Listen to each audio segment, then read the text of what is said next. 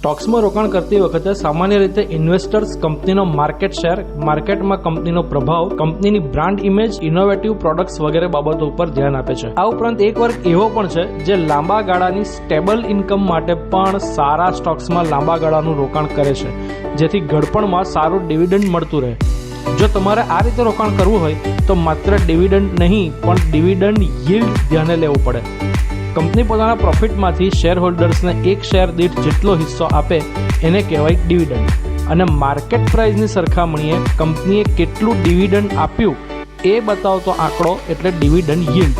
ફોર્મ્યુલાની રીતે જો જોવું હોય તો dividend yield percentage wise is equal to dividend per share divided by current market price into 100. હવે જો તમને આ બધી ટેકનિકલ બાબતોમાં પાકો ખ્યાલ ન આવતો હોય તો મૂંઝાઈ નહીં જવાનું, એક્સપર્ટને પૂછવાનું. Ask the expert. Ask Voxfin.